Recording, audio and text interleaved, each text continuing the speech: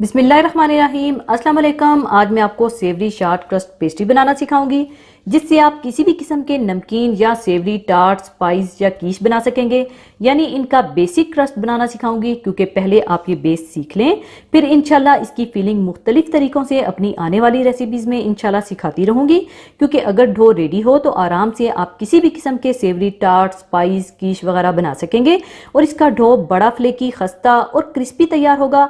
और इंशाल्लाह जल्दी ही मैं आपको स्वीट शार्ट क्रस्ट पेस्ट्री बनाना भी सिखाऊंगी जिससे आप स्वीट टार्ट्स, पाइज वगैरह बना सकेंगे। तो सेवरी शार्ट क्रस्ट पेस्ट्री बनाने के लिए मैं ले रही हूँ मैदा 250 ग्राम, मक्खन 110 ग्राम और मक्खन जिसे बहुत ठंडा होना चाहिए, जिसे मैंने फ्रीजर में रखकर ठंडा कर लिया था। और इसे छोटे छोटे टुकड़ों में काट लीजिएगा ताकि मसलने में आसानी रहे। और 1 अदद अंडे की जर्दी, नमक half tea spoon, dried parsley 1 teaspoon, ये ऑप्शनल है, अगर आप नहीं डालना चाहते तो इसे स्किप कर दें। और थोड़ा सा बिल्कुल ठंडा चिल्ड पानी जिसे फ्रीजर में रखकर ठंडा कर लीजिएगा। और इसकी ब्लाइंड बेकिंग के लिए किसी भी किस्म के ड्राइड बीन्स ले लीजिएगा, चाहे कोई भी दाल, चावल या लोबिया ले लीजिएगा 1.5 कप। और फिर इन्हीं बीन्स को इस्तेमाल करने के बाद संभाल लीजिएगा, इन्हें आप काफ़ी अरसे तक दोबारा यूज़ कर सकते हैं शार्ट क्रस्ट पेस्ट्री बनाने के लिए। तो सबसे पहले आप मैदे को छान कर रख लें।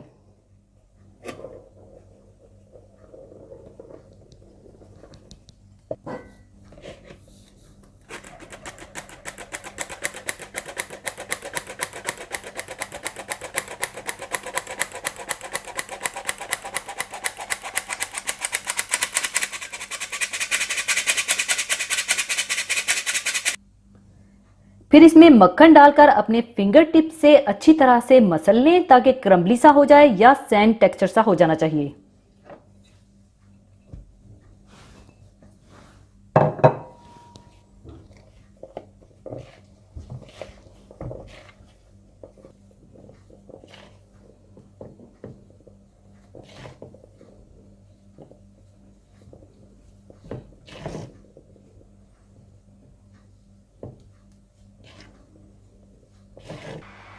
और जब ये इस तरह से करम्बली सा हो जाए तो इसमें फिर आपने नमक, पार्सले, अंडे की जर्दी और थोड़ा थोड़ा करके बिल्कुल ठंडा पानी डालकर इसे इकट्ठा सा करें कि ये जुड़ने लगे। और ख्याल रखिएगा कि इसे आपने आटे की तरह नहीं गूंदना।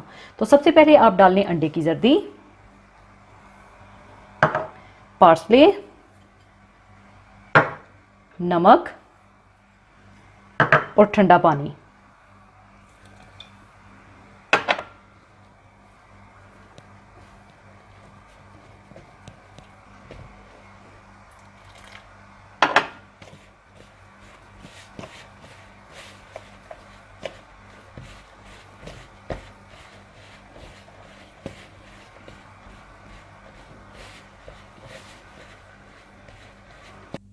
जब ये इस तरह से इकट्ठा सा हो जाए तो इसके बाद डिश शेप में लाकर क्लिंग फिल से या पॉलीथीन बैग से कवर करके आधे घंटे के लिए फ्रिज में रख दें।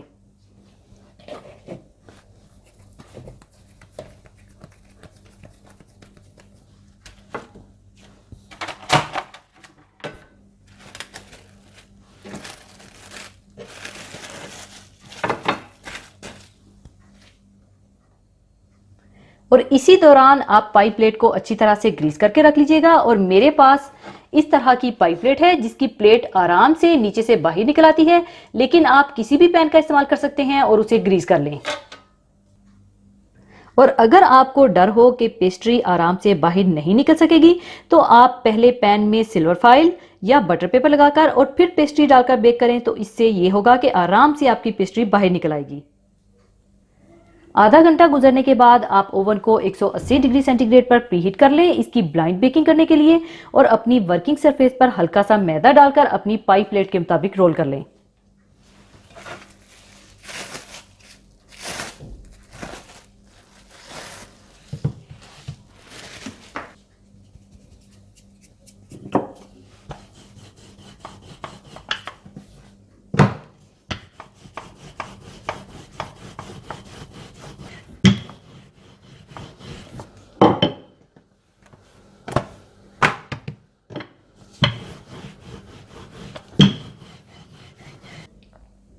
रोल करने के बाद आराम से इसे पाई प्लेट में डाल लें और इसे हल्का हल्का प्रेस कर दें और अच्छी तरह पाई प्लेट में सेट कर दें।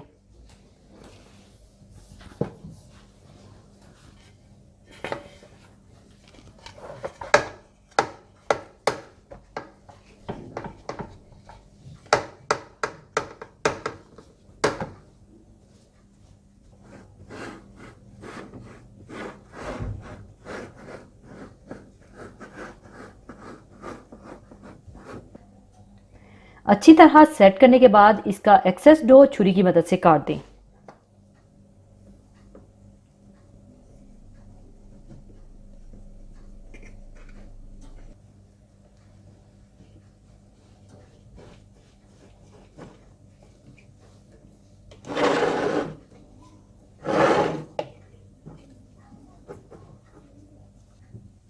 इसके बाद कांटे की मदद से प्रिक कर दें ताकि पेस्ट्री राइज ना हो या फूलकर ऊपर ना आए।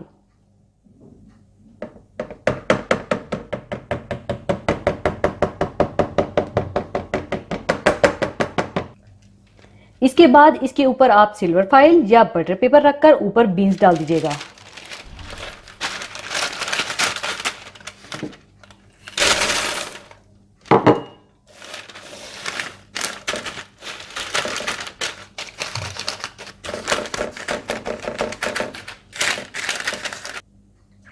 और अब आप इसे तकरीबन 15 मिनट के लिए 180 डिग्री सेंटीग्रेड पर बेक कर लीजिएगा।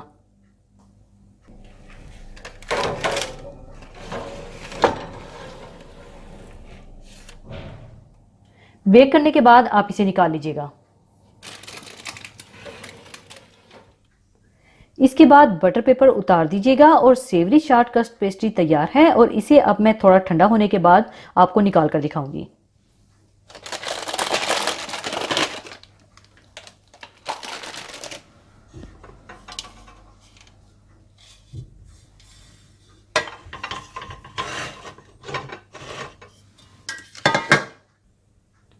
लीजिए, बड़ी फ्लेकी, क्रिस्पी और खस्ता सेवरी शॉर्ट क्रस्ट पेस्ट्री तैयार है।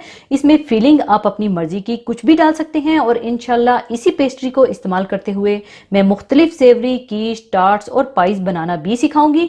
तो ट्राई कीजिएगा और मुझे बताइएगा कि कैसी बनी। और मुझे दुआओं में याद रखिएगा। और जाने से पहले एक हदीस पाक शेयर करना चाहूँगी। हदीस पाक इस तरह से है।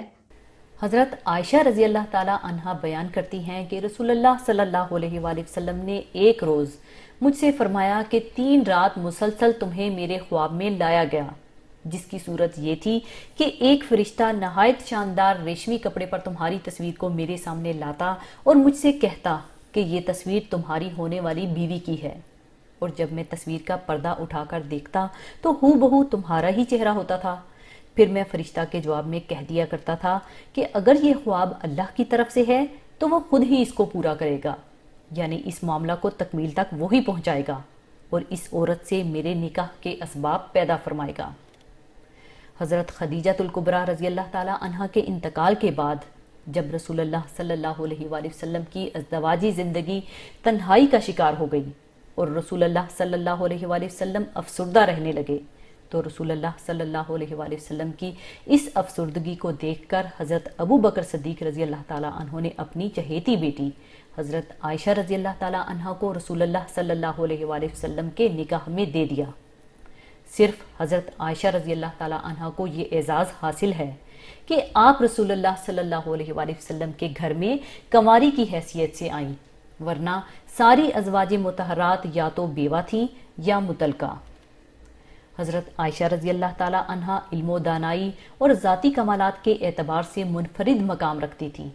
ज़बरदस्त आलमा, फाजला और फ़कीहा थी। आप तारीख़ में कुरान करीम की पहली हाफ़ज़ा हैं। हज़रत आयशा रज़ी अल्लाह ताला अन्हा 2210 अहादीस की राविया हैं। उम्मत को इस दौर में जब कोई मुश्किल और पेचीदा मसला पेश आता तो सहाबा रज़ी अल्लाह आपसे रजू करते थे और हज़रत आयशा रज़ी अल्लाह ताला अन्हा के पास इसके मुतल्लिक ज़रूर इल्म पाया जाता था। उम्मुल मोमिनीन हज़रत आयशा रज़ी अल्लाह ताला अन्हा ने जिस तरह फर्जंदाने शरीयत की इल्म से परवरिश फरमाई, इसी तरह अपनी सखावत से फ़ुकरा व मसाकीन की तरबियत भी फरमाती थी। एक मौका पर हज़रत आयशा रज़ी अल्लाह ताला अन्हा ने 1 लाख दिरहम एक रोज़ में ही अल्लाह ताला की राह में सदका कर दिए। हज़रत आयशा रज़ी अल्लाह ताला अन्हा का किरदार तरक्की इस्लाम के अय्याम पर है।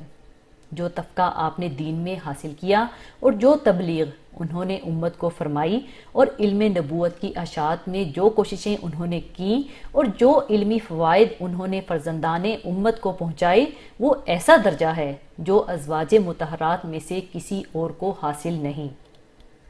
हज़रत आयशा रज़ी अल्लाह ताला अन्हा कहा करती थी कि ये एजाज़ भी अल्लाह ताला ने मेरे मुकद्दर में लिखा। कि कई मर्तबा कुरान मेरे बिस्तर पर उतरा और वही इलाही की बारिशें हुईं। ये एजाज़ भी मुझे मिला कि कई मर्तबा जिब्राइल अमीन का दीदार नसीब हुआ और मैंने अपनी आँखों से रूहुल अमीन को इसकी असली हालत में देखा। फिर ये एजाज़ भी अल्लाह ताला ने मुझे बख्शा कि हक ताला की तरफ से मुझ पर बारहा सलाम आया, और ये इज़्ज़त भी मुझे नसीब हुई कि जब मुनाफिकीन ने मेरे किरदार पर अंगश्त बर्दारी की तो वही के कटहरे में कुरान ने मेरे हक में सफाई दी और अल्लाह ताला मेरा वकील सफाई बन गया, और इनकी पाकी और तहारत की आवाज़ से ज़मीन व आसमान गूंज उठे। वो वही उतरी जिसकी क़यामत तक मस्जिदों, मेहराबों में और घरों में तिलावत की जाएगी।